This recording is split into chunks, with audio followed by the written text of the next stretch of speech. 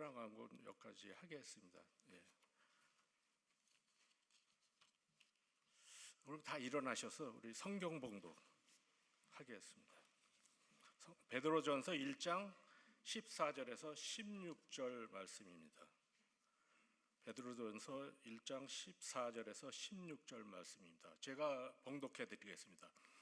너희가 순종하는 자식처럼 전에 알지 못할 때 따르던 너희 사욕을 본받지 말고 오직 너희를 부르신 거룩한 이처럼 너희도 모든 행실을 거룩한 자가 되라. 기록되었으되 내가 거룩하니 너희도 거룩할지어다 하셨느니라. 아멘. 다 자리에 앉아주시기 바랍니다. 오늘 목사님 나오셔서 또 저희들의 귀한 말씀 전해주십니다. 많은 은혜의 시간이 되시길 바랍니다.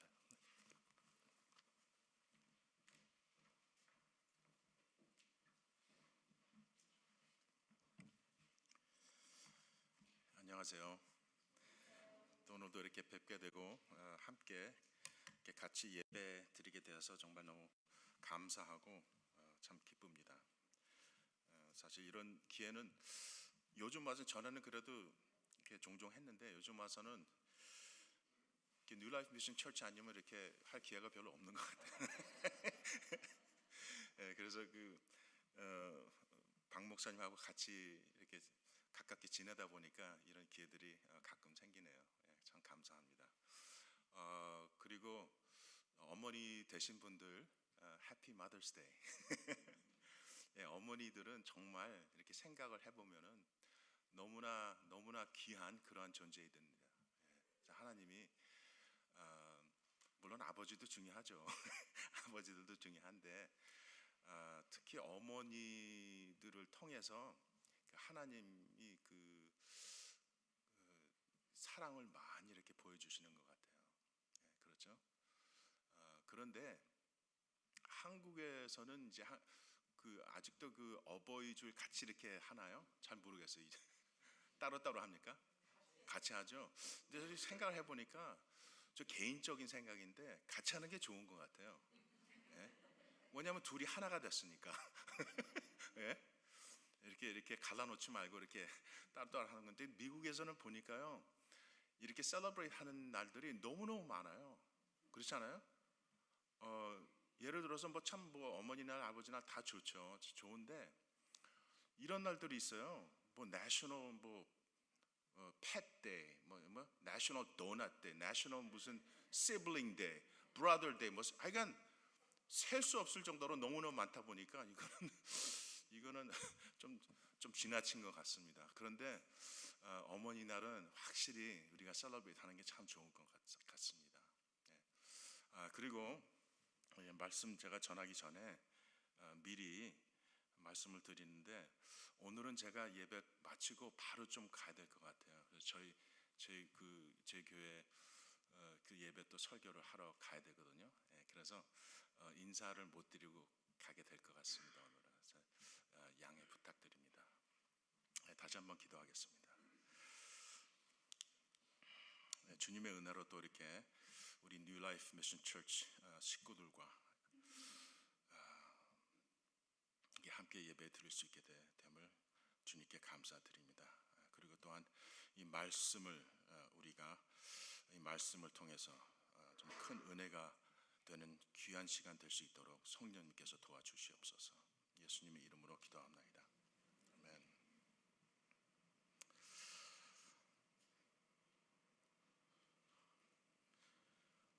성도 여러분들, 자신이 거룩하다고 믿습니까? 어떻게 생각하세요? 이러는 분들은 몇 분 계시는데 이러는 분들은 안 보이네요. 제가 확실히 말씀을 드리는데 예수 그리스도를 믿으시면 거룩하십니다. 제가 좀 설명을 해드릴 텐데 확실하게 거룩하십니다. 그러나 하나님께서 명령하시죠. 거룩하라고. 거룩하라. 그건 무슨 말입니까? 거룩하게 살아야 된다는 말씀이에요. 다르게 말하면은 우리가 거룩하게 되었기 때문에 거룩하게 살아야 된다. 그 말이죠. 첫째로 거룩함이란 무엇일까 한번 생각해 보겠습니다. 거룩함이란 무엇이 어떻게 생각하세요? 거룩하다. 근데 그 말 자체를 보게 되면 뜻이 이제 영어로는 holy, holiness, 네 그렇죠. 근데 뜻이 무엇이냐 하면은 구별, 분리, 성별 이런 뜻입니다.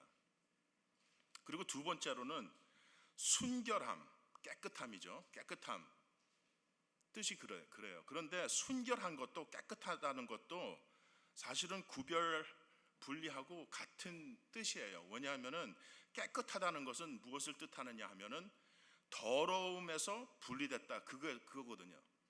그러니까는 뜻은 같은 거예요. 그러니까는 그 거룩하다는 그 가운데는 무엇이 담겨 있느냐 하면은 의미가 분리되었다 그겁니다. 결혼에 대해서 조금 말씀을 드리고자 하면은 이제 일반적으로 사람들이 생각할 때 크리스천도 마찬가지지만 결혼을 어떻게 하게 됩니까? 사람들이 뭐 다 아주 그냥 다 똑같은 건 아니지만은 일반적으로 두 사람이 이제 나이가 어느 정도 되면은 이게 자연스럽게 관심이 생기고 그렇잖아요. 그러다 보면 이렇게 만나게 되고 그러다가 어떤 사람들은 조금 어린 나이에 갈 수도 있게 되고 어떤 사람은 나이가 들어서 꽉 차가지고 이제 가는 사람도 있고 그렇지만은 비슷비슷한 다 경험이 다 비슷한데 누구를 만나게 되고 알게 되고 마음이 가게 되고 다 그런 거 있잖아요. 예? 또 영어로는 뭐 케미스트리가 생긴다 뭐 그런 표현도 있지 않습니까? 예, 그러면서 좋아지게 되고 사랑하게 되고 그러면서 이제 결혼을 할 결심이 생겨가지고 결혼을 하는 거예요. 그렇게 생각하면은 거의 이제 비슷비슷해요. 물론 아주 그런 진한 사랑 없이 결혼한 사람도 사실 있긴 있지만 우리 같은 경우는 이제 아주 진하거든요. 사랑이.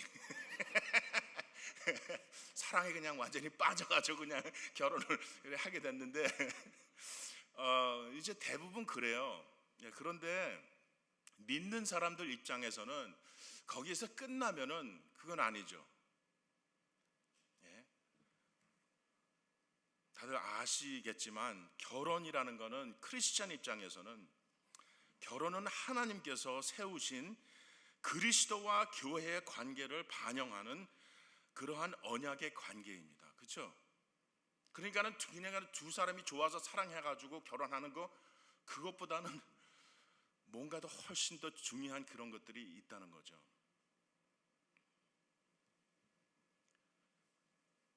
그리고 인간 관계 관점에서는 결혼의 기초, 물론 이제 크리스천들은 이제 우리 삶의 그 기초가 예수 그리스도지만은 그리고 결혼을 하면은 그 결혼의 기초도 예수 그리스도가 되지만 그 부부 사이 그 관계 그 관점에서는 결혼의 기초가 또 이것도 믿지 않는 사람들 다 같아요.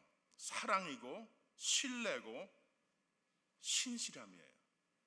그게 없으면은 기초가 없는 거예요. 부부 사이 기초가 없다는 거죠. 그리고 아마 오래 가지도 못할 겁니다. 그러면은 결혼의 기초는 사랑인데 사랑 안에는 신뢰가 있다는 거예요. 그렇죠? 신뢰가 존재해요. 근데 신뢰가 존재하려면은 신실함이 있어야 돼요.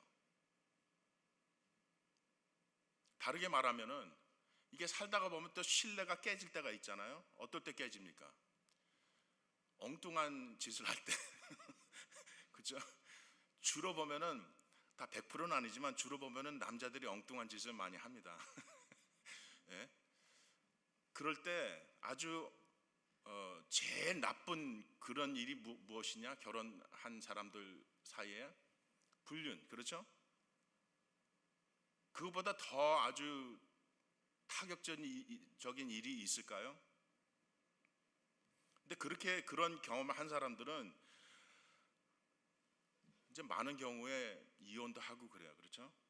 그것보다도 덜한 이유로 이혼도 많이 하고 그러는데 그런 일이 생기면은 너무너무 힘드니까 아주 그 신뢰가 그냥 박살이 나버리기 때문에 많이들 헤어지고 이혼하고 그러죠. 그래서 그 신실함이라는 것이 그 부부 사이에 굉장히 중요한 역할을 하고 있다는 겁니다. 그리고 이것들은 다 진리이고 현실이에요. 하나님이 그렇게 만드셨다는 거죠. 그렇기 때문에 모든 사람에게 해당이 된다는 거예요. 인간 관계의 법칙이라고 말할 수 있죠. 그 부부간의 신실함은 정절이라 그러죠. 정절. 결혼 생활의 기본이고 필수적인 그런 것이죠. 그런데 이 신실함, 정절의 의미는 무엇이냐? 거룩함과 똑같다는 거예요. 거룩함과 똑같다는 겁니다. 부부 사이는 그 결혼하기 전부터 이제 그 약혼을 하잖아요. 거의 이제 사람들이 약혼을 하는데, 약혼 안 하고 이제 결혼하는 사람들 있지만, 정식으로 약혼 안 한다 그래도 뭐 비슷하게 하잖아요. 그런데 약혼부터 뭔가 달라지는 게 있어요. 반드시 달라져야 될 것이 있습니다. 그게 뭡니까? 다른 사람은 생각을 안 해야 된다는 거예요. 예? 이게 한눈 팔면 안 된다는 겁니다. 그게 무슨 말입니까? 그게 거룩해야 된다는 거예요. 예. 다른 사람들과는 구별이 됐다는 겁니다. 이제 남자 입장에서는 다른 여자를 보면 안 되고 구별이 돼야 되고, 여자 입장에서는 다른 남자들을 바라보면 안 된다는 겁니다. 그게 거룩이에요. 마찬가지로 거룩한 분리된 믿음의 삶은 기독교의 가장 중요한 특징 중 하나가 됩니다. 이는 그리스도 안에서 하나님의 구속 사역과 하나님의 백성과 맺으신 언약을 드러내는 것이기 때문이 그렇습니다. 그게 얼마나 중요한지 몰라요. 그래서 가끔가다, 자주 하면 더 좋고요, 이러한 아주 굉장히 중요한 진리를 자주 생각하는 게 좋아요. 그렇지 않으면 잊고 살기 때문에. 두 번째로, 하나님은 우리에게 오늘 본문에 보니까 거룩할지어다, 그렇죠? 거룩하라라고 하는 명령을 하셨어요. 왜 그러셨을까요? 오직 너희를 부르신 거룩한 자처럼 너희도 모든 행실에 거룩한 자가 되라. 기록하시되 내가 거룩하니 너희도 거룩할지어다 하셨느니라 그랬습니다. 첫째로, 우리 하나님 아버지께서 거룩하기 하시기 때문입니다. 온 우주에 우리 하나님이 거룩하신 것은 무엇이냐? 온 우주에 하나님과 같은 분은 없다. 성경 말씀을 가르치고 있어요. 그분의 존재는 완전하고 본성과 성품이 완전합니다. 정말 완전합니다. 그러므로 죄와 악으로 타락한 세상과 구별되셨다는 말씀입니다. 그리고 또 하나님은 스스로 존재하시는 분이시기 때문에, 그러므로 모든 면에서 창조물과 구별되었다. 다른 것도 있지만은 핵심이 그거예요. 하나님이라는 존재는 찾아볼 수가 없어요. 이 세상에서.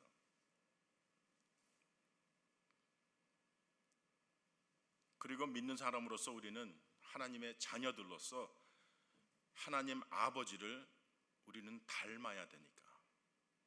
처음에 그 사람을 창조하셨을 때 창세기에 어떻게 나왔습니까? 누구 형상으로 창조가 되었습니까? 인간은 하나님이죠. 그런데 죄 때문에 그게 다 망가졌거든요. 근데 예수 그리스도 안에서 새롭게 창조가 됐잖아요. 되찾는 겁니다, 그거를. 그러면서 명령이 오는 거예요. 하나님의 하신 일에 의해서 하나님께서 항상 명령을 하시는데, 오늘 명령은 거룩하라, 그것이죠. 그리고 하나님께서 우리를 어둠에서 구별하셨기 때문에 그렇습니다. 베드로전서 2장 9절, 베드로전서 2장 9절의 말씀은 오직 너희는 택하신 족속이요 왕 같은 제사장들이요 거룩한 나라요 그의 소유된 백성이니 이는 너희를 어두운 데서 불러내어 그의 기이한 빛에 들어가게 하신 자의 아름다운 덕을 선전하게 하려 하심이라. 이렇게 기록이 되어 있어요. 거기 참 중요한 말씀이 많이 들어가 있는데, 거룩한 나라요 그랬죠. 거룩한 나라. 그리고 너희는 어두운 데서 불러내었다 그랬어요. 그게 무슨 말입니까? 어두운 데서 불러내오셨다. 그것은 첫째로 거룩한 나라는 하나님께서 택하신 구별된 민족을 얘기하는 거예요. 그렇죠? 많은 민족들 가운데서 하나님은 구약에 보면은 이스라엘을 택하셨어요. 많은 그런 민족들이 있는데, 그리고 어두운 데서 불러내어, 그 말은 하나님께서 우리를 죽음에서 구원하셨다는 그런 말입니다. 그래서 죽음과 이 세상, 이 죄와 악이 가득한 이 세상에서 분리시켰다는 그런 뜻입니다. 우리는 하나님의 백성으로서 하나님이 하신 그 일을 우리는 드러나야 되고 보여야 된다는 그 말씀이죠. 그리고 16절에 보면은 기록하였으되 내가 거룩하니 너희도 거룩할지어다 하셨느니라 그랬습니다. 베드로는 구약의 핵심 구절을 여기서 인용하고 있는 것입니다. 레위기 11장 44절 말씀이죠. 나는 여호와 너희 하나님이라. 내가 거룩하니 너희도 몸을 구별하여 거룩하게 하고 땅에 기는 바 기어 다니는 것으로 인하여 스스로 더럽히지 말라. 그 말씀을 인용한 것입니다. 하나님께서 택하신 민족 이스라엘은 거룩해야 했습니다. 이스라엘은 하나님의 임재로 인해 이집트와 이방 민족들로부터 구별하셨습니다. 그들은 우상 숭배와 주위 이방 민족들의 부도덕한 행위들로부터 구별이 되어 깨끗하고 순결해야 됐습니다. 하나님의 명령이셨거든요. 또 그게 무엇을 뜻하느냐 하면은 예수 그리스도 안에서 죄를 용서를 받고 깨끗이 씻음 받은 하나님의 백성들을 보여주는 거예요. 세 번째로는 거룩함의 목적은 무엇인가요? 목적이 있습니까? 있습니다. 에베소서 5장에 있는 말씀인데, 에베소서 5장 25절부터 27절에 보면은 이제 남편들하고 결혼한 사이죠. 남편 그 아내하고 하나님께서 주시는 명령하시는 말씀인데, 이렇게 기록되어 있습니다. 25절부터 남편들아 아내 사랑하기를 그리스도께서 교회를 사랑하시고 위하여 자신을 주심 같이 하라 그랬어요. 그러니까 믿는 사람들은요 항상 그 결혼에 대해서 생각을 하고, 이제 결혼한 사람들은 항상 매일같이 체험하잖아요. 좋은 것도 많이 체험하고 참 힘든 일도 많이 체험하고 그러는데, 잊어서야 되지 않을 것이 있어요. 그게 지금 뭐냐 하면은, 믿는 사람들은 결혼 생활이 예수님과 예수님 신부되는 교회 그 관계를 보여준다는 것이기 때문에, 정말 막 나름대로 내 생각대로 내 뜻대로 내 감정대로만 해서는 절대로 안 된다는 거예요. 그렇죠? 남편들아 아내 사랑하기를 그리스도께서 교회를 사랑하시고 위하여 자신을 주신 같이 하라. 이거는 남자들에게, 남편들에게 아주 굉장히 무거운 짐이 되는 그러한 구절이 될 수가 있어요. 책임이 어마어마합니다. 그런데 우리를 그냥 나름대로 그걸 알아서 하라 그러지는 않거든요. 하나님께서 할 수 있게끔 해주시기 때문에 많은 걱정 안 하셔도 됩니다. 그런데 아주 심각하게 생각은 해야 돼요. 어떤 때는 왜냐하면요, 가끔가다 몇 년에 한 번씩은 우리 와이프들이 그렇게 사랑스럽지가 않아요. 그렇죠? maybe 한 10년에 한 번쯤. 그럴 때 오면은 참 힘들어요. 그렇죠? 사랑스럽지 않은데 어떻게 사랑을 해요, 사람이. 사랑스럽지 않을 때는 막 싸우고 싶죠. 보기도 싫어요.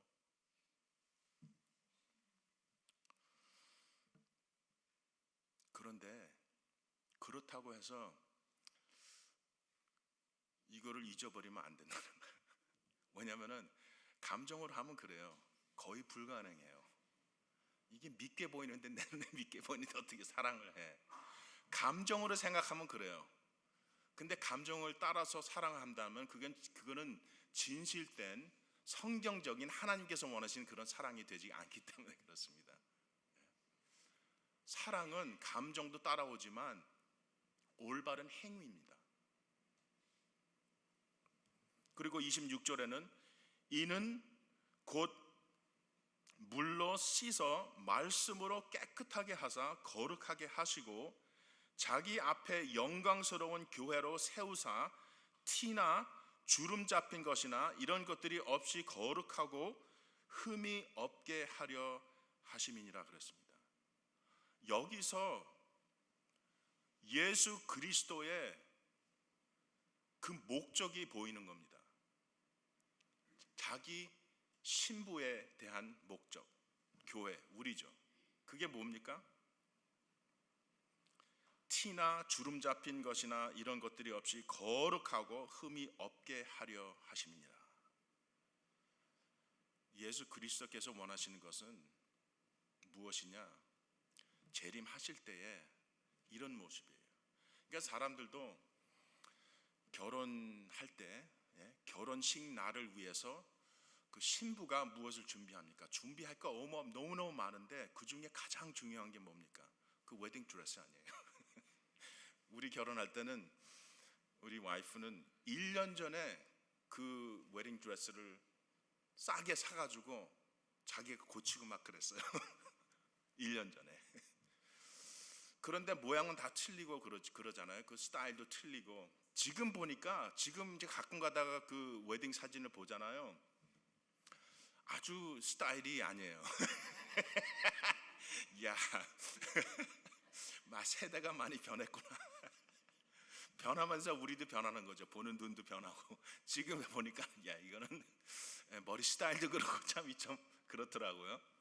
그런데 항상 똑같은 게 있어요. 그게 뭐냐? 깨끗해요.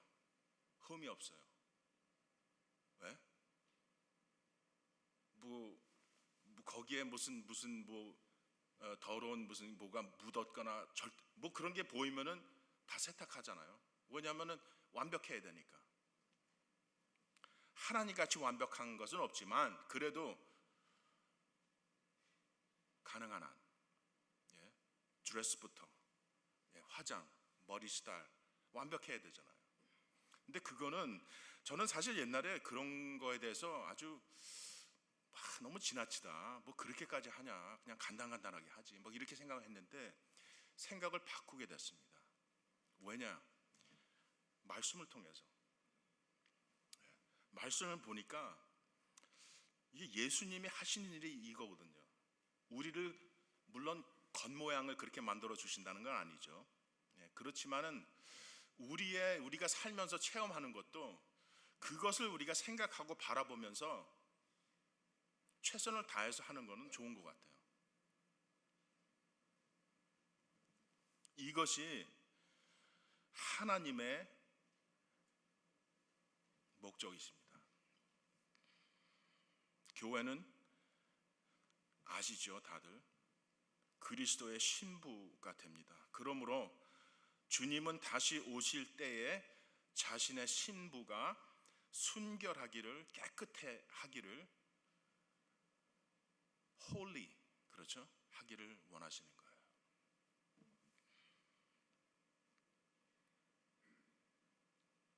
네 번째 마지막 질문입니다. 우리는 그러므로 어떻게 살아야 할까요? 어떻게 거룩한 삶을 살아야 되나요? 이것이 마지막 질문이 되겠습니다.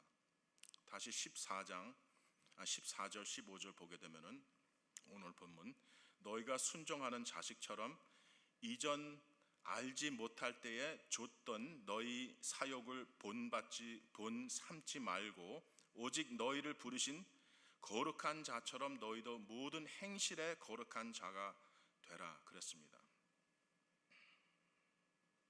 하나님은 믿는 자들에게 순결함을, 깨끗함을 요구하십니다. 신실하심을 요구하십니다. 거룩을 명령하십니다. 첫째로 너희가 순종하는 자식처럼, 이렇게 기록이 되어 있죠. 너희가 순종하는 자식처럼. 조금 다르게 표현한다면은 순종의 자녀들, 순종하는 자식, 이것이 히브리어의 표현이 됩니다. 히브리어의 표현인데 순종을 특징으로 하는 사람들을 묘사하는 관용구입니다. 말하자면은 순종의 자녀들, 이런 표현은 순종이 부모 같은 역할을 하는 거예요. 그렇죠? 순종의 자녀, 이렇게 표현이 되니까. 믿는 자들은 하나님께 순종해야 된다는 그 이야기예요. 반드시. 여기는 옵션이 없어요. 해도 되고 안 해도 되고. 사람은 그렇게 생각하죠. 자식으로서 우리 부모님 이제 이게 자랄 때에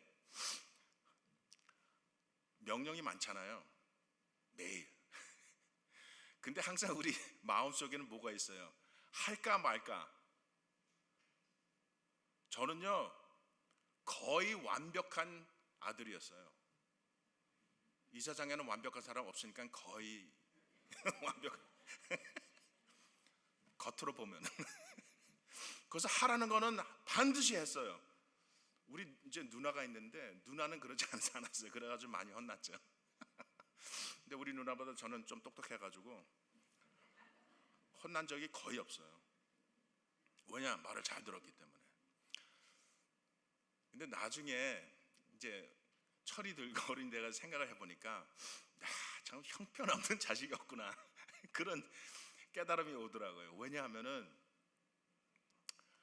물론 그렇다고 뭐 악한 마음 갖고 그런 건 아니었는데 불만이 많았어요. 그리고 저는 이제 제 스타일은 성격상 이렇게 막 말 많이 하고 그런 스타일이 아니에요. 굉장히 내성적이거든요. 그래서 마음으로만 많이 품고 있어요. 생각이 엄청 많아요. 지금도 그렇고. 어떨 때는 그게 너무너무 괴로울 때도 많이 있는데, 물론 이제 좋은 면도 있어요. 그런데 거의 참 괴로울 때가 많아요. 생각이 어떻게 할 수가 없는 거예요. 이거는 그냥 막 들어오니까. 그러면서 이제 다시 그 자랄 때 생각을 하다 보면은 엄마 아버지가 뭐 이걸 하라 그러면 하긴 했는데 제 방법은 무엇이겠어요? 어떤 방법으로 제가 했겠어요? 제일 쉽고 제일 빠른 방법. 그렇게 하다 보니까 그게 참 나중에는 습관이 되고 정말 너무너무 잘했어요. 빨리 쉽게 하는 방법. 공부도 그렇게 했어요. 근데 나중에 가서 보니까 참 별로 안 좋은 거더라고요. 믿는 자들은 하나님께 순종을 해야 되는데 어떻게 순종을 하느냐, 이것도 따로 오랜 시간을 통해서 이렇게 배워될 만한 그러한 종목인데, 쉽게 말씀드린다 그러면은 기쁨으로 100% 마음으로 하나님을 사랑하는 마음으로 다 이런 게 담겨 있는 거예요. 그냥 겉으로 볼 때는 했구나 안 했구나 이렇게 판단을 하는데 거기서 끝난다는 게 아니에요. 하나님을 순종한다는 것은 마음에서부터 나오는 거거든요. 사실은 인간으로서는 볼 때에 뭐 자식한테 이걸 하라 그러면 하면은 끝나는 거 아니에요. 그 뭐 마음까지 살펴보고 앉혀놓고 그러지는 않잖아요. 근데 하나님은 겉으로 하는 것보다 마음부터 하나님은 보시거든요. 그게 중요하기 때문에 우리 마음이 제대로 돼 있으면은 그 자연스럽게 나오게 돼 있다는 거예요. 두 번째로는요, 어떻게 우리가 거룩한 삶을 살아야 될 것인지, 이전 알지 못할 때에 줬던 너희 사역을 본 삼지 말고 그랬습니다. 에베소서 4장 22절에는 사도 바울이 이렇게 글을 씁니다. 너희는 유혹의 욕심을 따라 썩어져 가는 구습을 쫓는 옛 사람을 벗어버리고 그랬습니다. 이거는 여러 번 사도 바울이 쓴 글인데 옛 사람이 누굽니까? 옛 모습, 그걸 누굴 말하는 거예요? 나를 말하는 건데 예수님 알기 전에 그 모습, 죄 가운데서 죄투성으로 살던 그때를 얘기해 주는 것이죠. 믿지 않을 때 같이 그렇게 살지 말라는 거예요. 예수 그리스도 안에서 우리는 새 창조가 됐기 때문에, 새로운 사람이 되었기 때문에, 그 새로운 사람으로 우리를 입혔기 때문에 그대로 살아야 된다는 겁니다. 그 얘기를 해주고 있는 거예요. 요한일서 3장 9절의 말씀에도 보면은 하나님께로서 난 자마다 죄를 짓지 아니하나니 이는 하나님의 씨가 그의 속에 거함이요 저도 범죄치 못하는 것은 하나님께로서 났음이라 그랬는데, 이게 무슨 말씀이에요? 믿는 사람, 하나님의 자녀는 죄를 지면은 안 된다.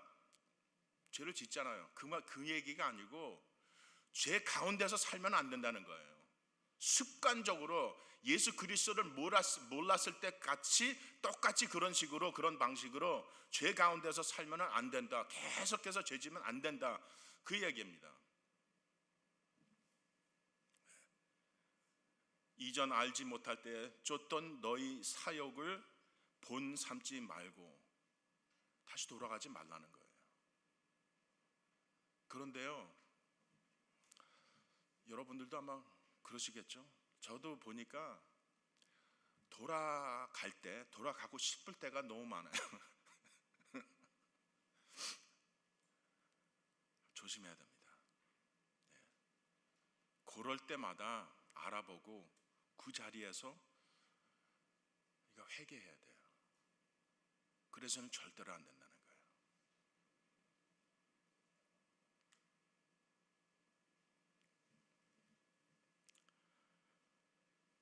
세 번째로는 모든 행실에 거룩한 자가 되라 그랬습니다. 모든 행실에 거룩한 자가 되라. 요한일서 2장 12절 말씀을 보겠습니다. 이 세상이나 세상에 있는 것들을 사랑치 말라. 누구든지 세상을 사랑하면 아버지의 사랑이 그 속에 있지 아니하나니 그랬습니다. 믿는 사람은 이 세상에 살죠. 죽을 때까지 사는 겁니다. 그런데 이 세상에서 사는데 임시로 우리 홈으로, 때로는 뿌리도 깊이 박고 이렇게 살잖아요. 그런데 이 세상을 사랑하지 말라 그랬어요. 그리고 세상에 있는 것들을 사랑하지 말라 그랬어요. 왜냐? 이 세상을 사랑하면 하나님 아버지의 사랑이 그 속에 있지 않는다 그랬습니다. 그러니까는 누구도 이렇게 크리스찬이라고 입으로 크리스찬이라고 그러고, 교회도 멤버 되고, 뭐 겉으로는 뭐 괜찮은 좋은 크리스찬 같아요. 근데 이제 우리 눈으로는 볼 수 없지만 정말 그 사람 마음 속에 예수 그리스도 성령이 하나님이 아니시고 하늘나라가 아니고 이 세상을 사랑하고 세상에 있는 것들을 사랑하고 그런 것들을 위해서 산다 그러면은 그 사람 마음 속에는 하나님의 사랑이 없다는 겁니다. 다르게 말하면 그 사람은 크리스천이 아니라는 거예요. 하나님의 자녀가 아니라는 거예요. 구원받은 사람이 아니라는 겁니다. 겉으로는 그런 것 같은데. 야고보서 4장 4절에 보니까 간음하는 자들아 그랬어요. 간음하는 자들이여 세상에 벗이 된 것이 하나님의 원수임을 알지 못하느뇨. 그런즉 누구든지 세상과 벗이 되고자 하는 자는 스스로 하나님과 원수되게 하는 것이니라 그랬어요.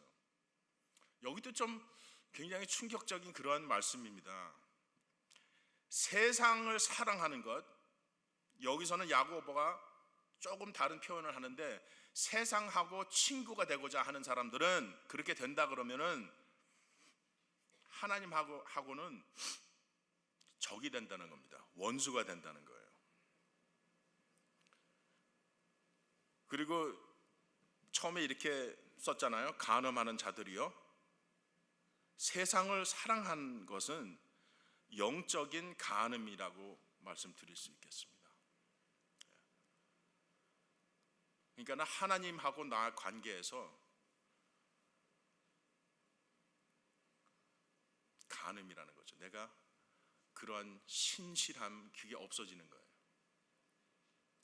한눈 팔고 내가 큰 하나님 앞에 큰 죄를 짓는다는 것입니다.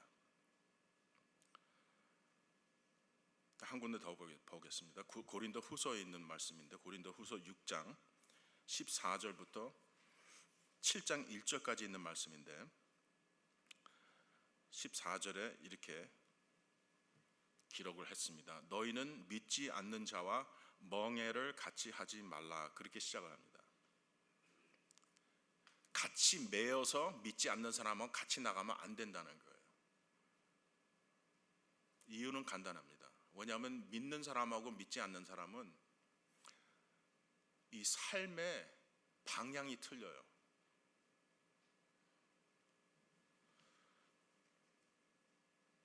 그리고 의와 불법이 어찌 함께하며 빛과 어둠이 어찌 사귀며 그리스도와 벨리알이 어찌 조화되며 믿는 자와 믿지 않는 자가 어찌 상관하며 하나님의 성전과 우상이 어찌 일치가 되리요. 이렇게 글을 썼는데 그거는 쉽게 말씀을 드린다 그러면은 믿는 사람과 믿지 않는 사람, 이 세상하고 하나님하고 하늘나라하고 이런 것들이 아무 관계가 없다는 거예요.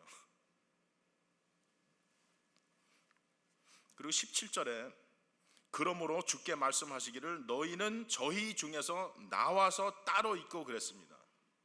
근데 잘 이해해야 되죠. 우리가 믿지 않는 사람하고 뭐 친구 만들어서는 안 된다, 말도 하지 말라, 그 얘기는 아니지 않습니까? 같은 방식으로 같은 방향으로 나가면 안 된다는 거예요. 부정한 것을 만지지 말라. 18절 너희에게 아버지가 되고 너희는 내게 자녀가 되리라 전능하신 주의 말씀이니라 하셨느니라. 이건 하나님의 언약의 말씀이죠. 그리고 7장 1절에 보면 그런즉 사랑하는 자들아 이 약속을 가진 우리가 하나님을 두려워하는 가운데서 거룩함을 온전히 이루어 육과 영의 온갖 더러운 것에서 자신을 깨끗게 하자 그랬습니다. 하나님이 아까도 말씀드렸지만 믿는 사람은 반드시 거룩합니다. 우리가 뭘 해서가 아니에요. 우리는 아무것도 안 했는데 우리는 거룩하게 만들어진 거예요. 왜냐? 하나님께서 하셨기 때문에. 하나님께서 우리 구원하셨을 때 그 일을 벌써 하신 거예요. 죄와 악이 가득한 이 세상에서 죽음에서 우리를 꺼집어 내셨다. 그게 거룩이에요. 하나님이 하신 거룩.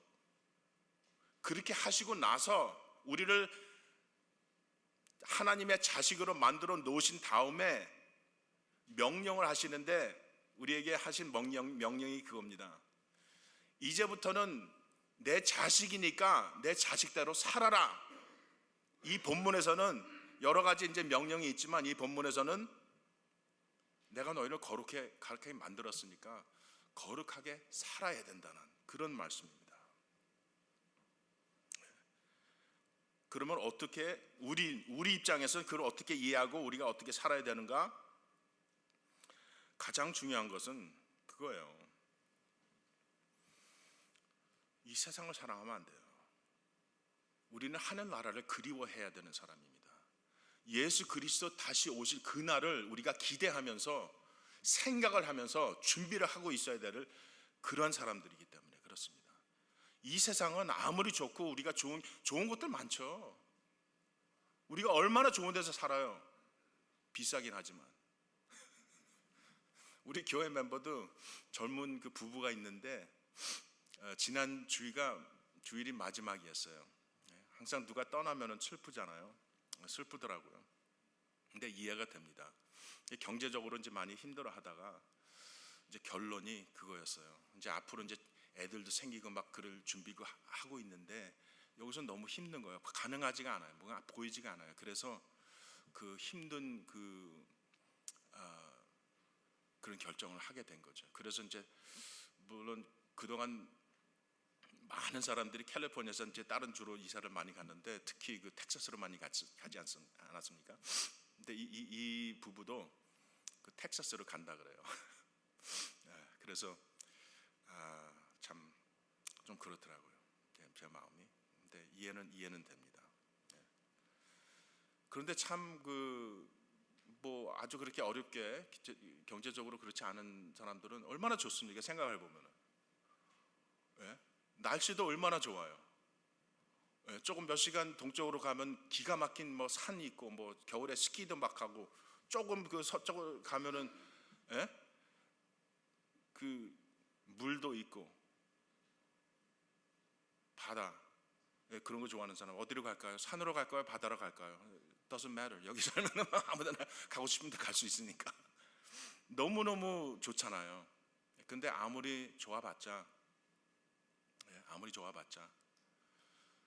우리가 하늘나라 하나님께서 약속하신 그것들을 우리가 생각을 할 때에 비교가 됩니까 안 됩니까? 비교가 안 돼요. 그래서 이 세상을 눈을 땅을 향해서 보고 이 세상을 사랑하고 이 세상에 있는 것들을 사랑한다 그러면 그거는 아닙니다. 우리는 눈을 들어서 하늘나라를 바라봐야 되고 예수 그리스도를 우리가 기다려야 된다는 거예요. 그러면서 이거는 싸움이 됩니다. 영적인 싸움이죠.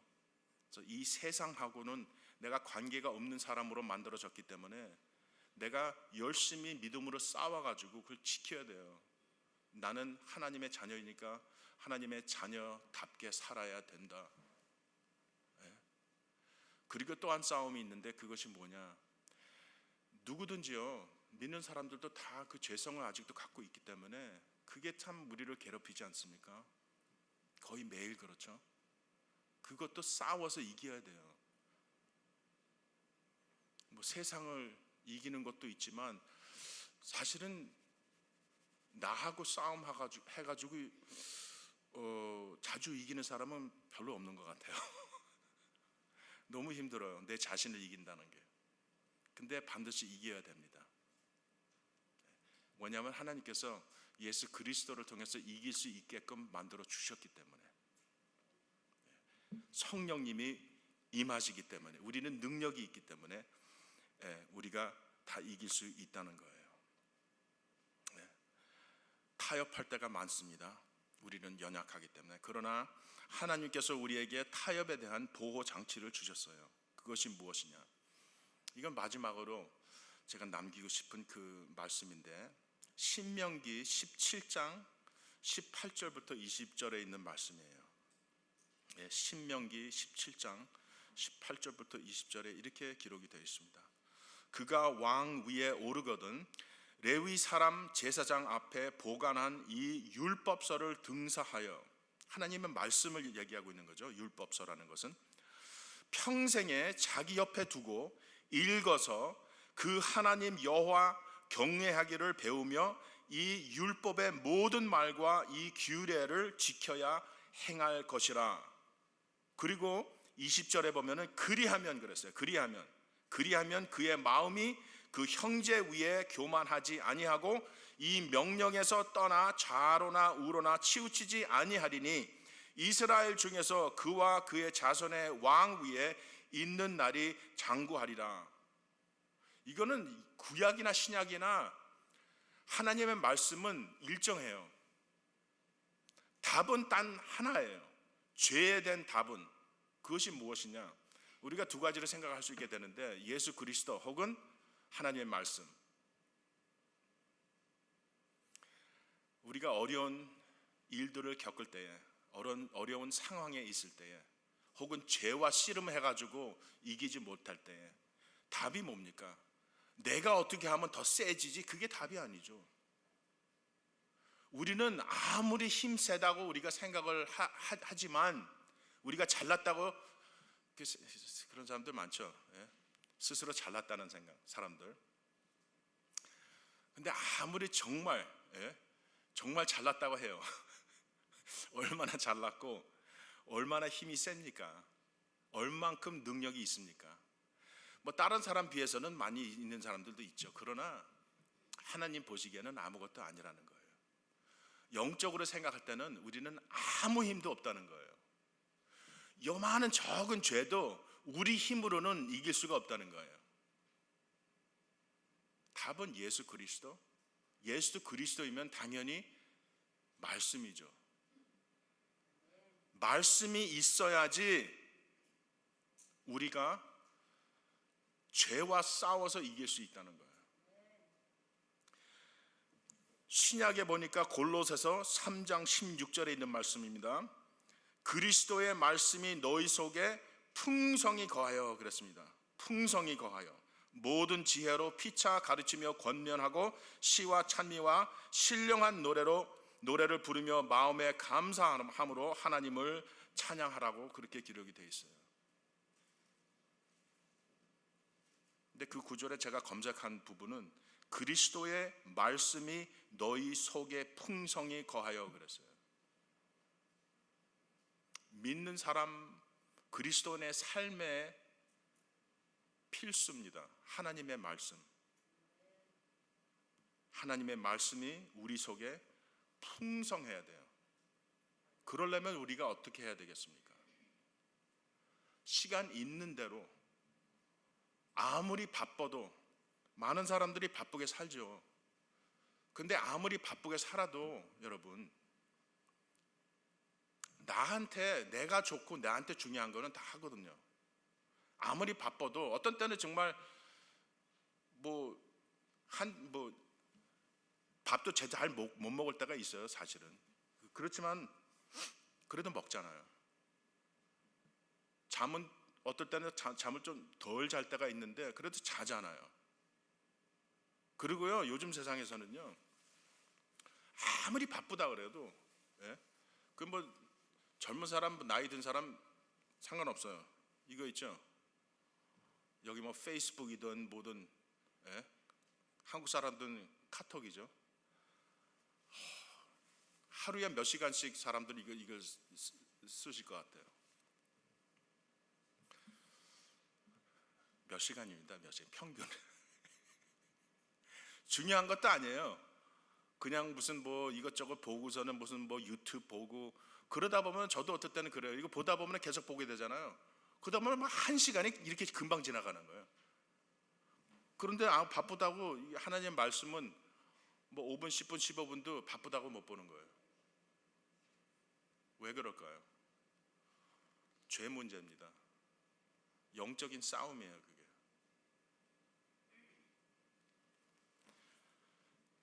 하나님을 정말 사랑한다 그러면은 이거는 기본적인 마음 자세죠. 우리 생각이 되는데 나는 누구든지 내가 좋은 사람, 내가 좋아하는 사람이 있으면 같이 시간을 보내기를 원해요. 그렇죠? 그래서 우리 신앙이 우리 믿음이 그런 데서 보이는 겁니다. 스스로 하나님께서 깨달음 주시는 대로 항상 우리는 우리가 죄에 대한 내가 하나님 보시기에 내가 정말 이건 아니다 이런 깨달음이 왔을 때는 먼저 해야 될 일들이 있어요. 그게 뭐냐면은 회개죠. 첫째로 우리가 깨달았다 그러면 회개를 해야 되죠. 그게 정말 회개라 그러면은 우리가 돌아서야 됩니다. 열심히 싸워야 됩니다. 왜냐? 우리는 하나님의 택하신 백성이기 때문에 그렇습니다. 우리는 거듭난 사람들이기 때문에 그렇습니다. 우리는 또한 그리스도 안에서 의롭게 된 사람들입니다. 우리는 이 세상에서 살고 있지만 이 세상에 속하지 않았습니다. 우리의 본향은 하늘에 있다고 하나님 말씀을 가르쳐 주고 있습니다. 거룩하라라는 하나님의 명령에 순종하시는 성도 여러분들 되시기를 주님의 이름으로 축복합니다. 기도하겠습니다. 하나님